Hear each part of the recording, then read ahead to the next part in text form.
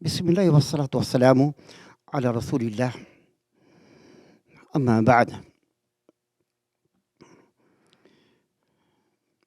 في صفة العمرة إحرام والطواف وسعي وحلق أو تقصير.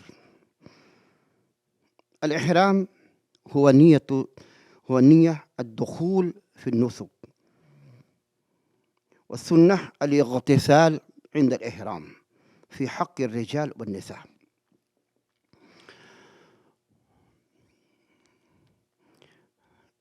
اس سے پہلے جو درس دیا گیا ہے اس میں میقات اور محظورات الاحرام کے تعلق سے باتیں آ چکی ہیں. آج یہ ہمارا جو ہے عمرے کے تعلق سے یہ درس ہے کہ عمرہ ہم کیسے کریں گے. بہت سے لوگ جو ہیں لا علمی کے وجہ سے غلطیاں کر جاتے ہیں. احرام پہن کر کے بھی سر کو ڈھک لیتے ہیں، بال کو اکھاڑتے ہیں، ناخن کاٹتے ہیں.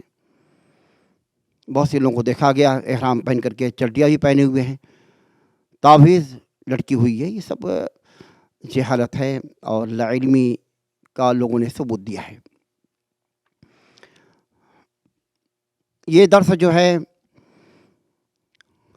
ہم عمرہ کیسے کریں گے، عمرے کے اندر کیا چیز ضروری ہے. سب سے پہلی چیز، عمرہ نام ہے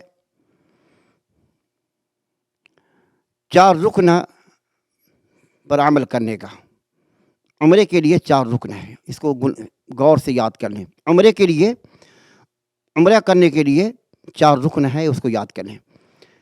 پہلی جو چیز ہے میقات سے احرام پہننا، یہ بنیادی پہلا رکن ہے.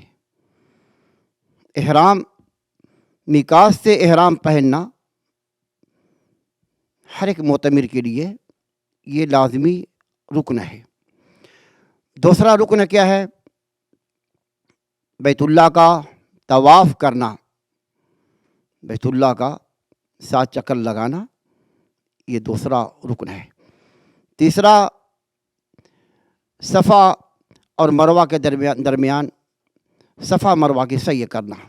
صفا مروہ کی سعی کرنا یہ بنیادی تیسرا رکن ہے.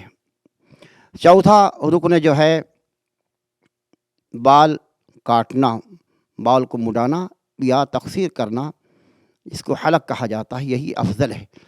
بال کو بالکل مڈا دینا، تقصیر چھوٹا کرنا یہ بھی جائز ہے، اور بال کو مڈا دینا یہ افضل ہے. یہ 4 بنیادی رکن ہیں. ہر ایک معتمر کے لیے میقات پر احرام پہننے سے پہلے نہانا اور خوشبو لگانا یہ سنت ہے. نہانا اور خوشبو لگانا بھی سنت ہے، جیسا کہ عائشہ صدیقہ رضی اللہ عنہا بیان کرتی کہ رسول اللہ صلی اللہ علیہ وسلم جب احرام پہننے کا ارادہ کرتے تو خوشبو لگاتے تھے اپنے بال اور داڑھی میں. کہا کہ المسک فی رأسہ و لحیتہ. لحیہ ہمارے نبی کی داڑھی بہت لمبی تھی، سینے تک ڈھکی ہوئی تھی، تو داڑھی اور بال میں اللہ کے نبی کریم صلی اللہ علیہ وسلم خوشبو، مسک عنبر یا دہن وغیرہ جو بھی ہے لگانے کا اہتمام کرتے تھے. تو یہ ضروری ہے، یہ سنت ہے کہ نہانے سے پہلے خوشبو لگا لیا جائے داڑھی اور بال میں. اگر اس کی خوشبو باقی رہے گی تو کوئی حرج کی بات نہیں. ایسے ہی الاغتسال عند الاحرام، احرام پہننے کے وقت سنت کیا ہے؟ احرام پہننے کا ارادہ اگر ہے تو نہا لیا جائے، سنت ہے. فی حق الرجال والنساء، عورتیں بھی اور مرد دونوں کے لیے سنت ہے نہانا. احرام پہننے سے پہلے میقات پر نہانا جو ہے سنت ہے. جیسا کہ اسماء بنت عمیس رضی اللہ عنہا جس وقت انہوں نے جنا تھا محمد بن ابی بکر کو ذی الحلیفہ میں، تو اللہ کے نبی کریم صلی اللہ علیہ وسلم نے انہیں نہانے کا حکم دیا تھا۔ تو نہانا احرام پہننے سے پہلے یہ سنت ہے، مردوں کے لیے بھی اور عورتوں کے لیے بھی۔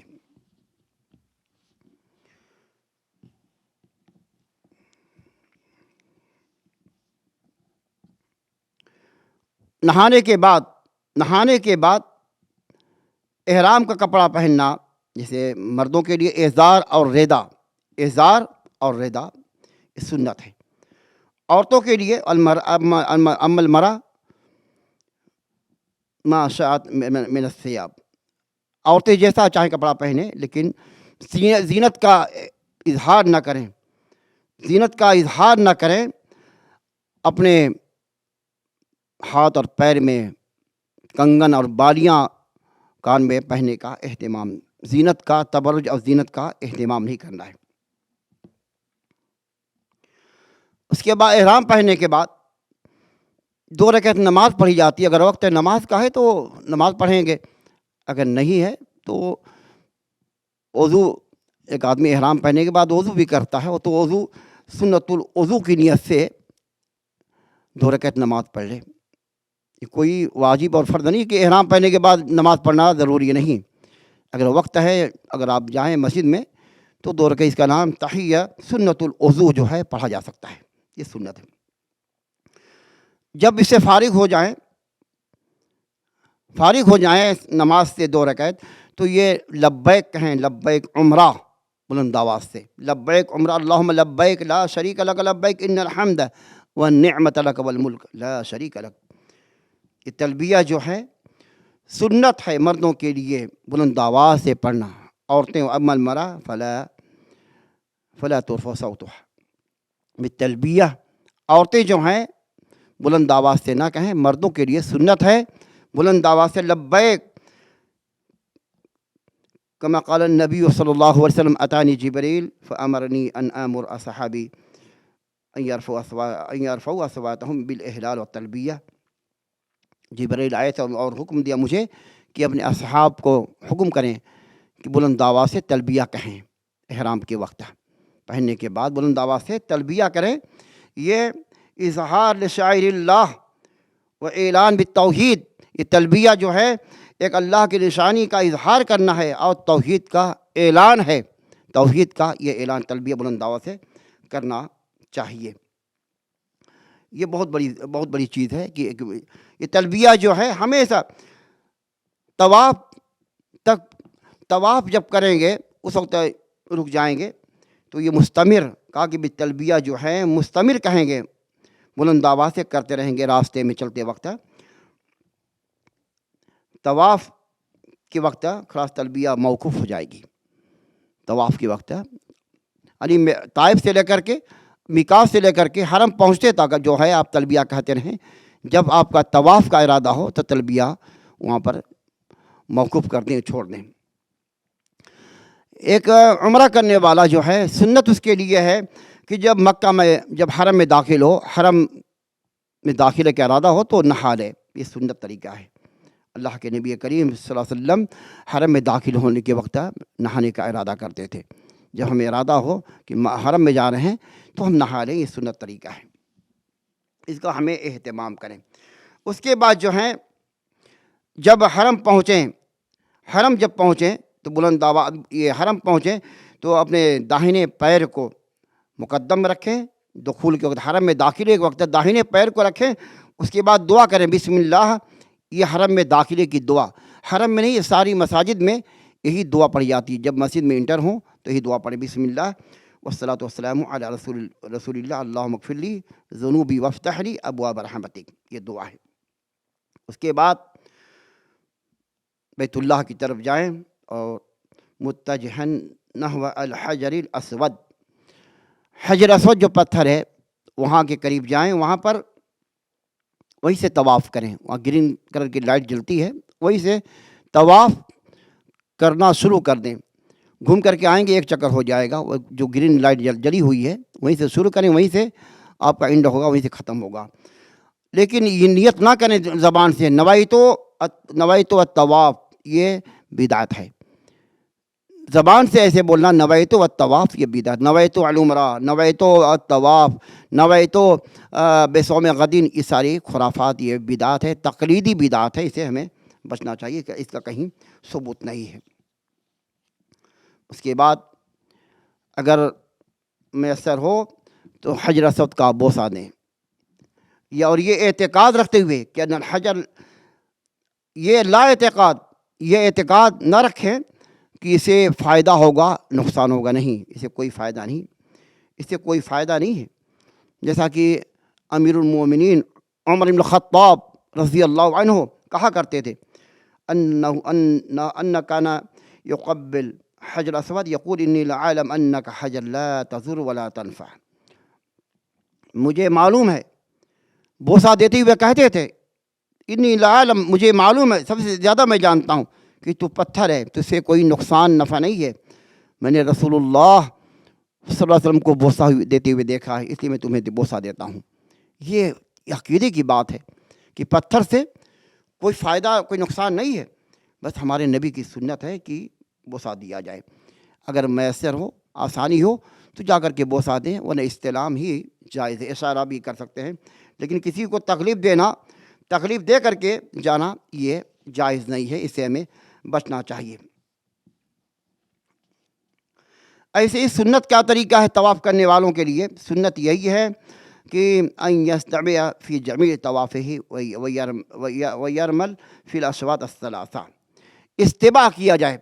इस्तिबा कहा जाता है अपने अपने एहराम को दाहिने जो है, दाहिने जो कंधे के बगल से निकाला जाए, ऊपर फेंक दिया जाए, कंधा खुला रहेगा, इसी का नाम ये इस्तिबा है। ये इस्तिबा जो है सातों चक्कर में जायज़ है, कंधा खुला, दाहिना कंधा खुला रहेगा, एहराम दाहिने कंधे पर नहीं रहेगा, खुला रहेगा, बगल से निकाल के ऊपर डाल देंगे। और रमल 3 चक्कर में अल अशवात अस्सलासा, पहले 3 चक्कर में जो हैं रमल करेंगे, तेज दौड़ेंगे, ये भी सुन्नत है, इसका भी एहतमाम।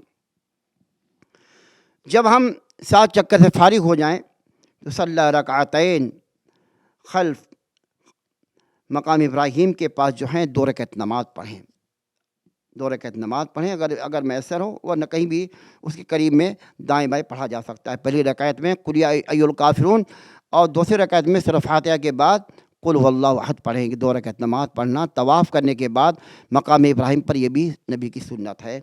उसके बाद सफ़ा की तरफ निकलेंगे।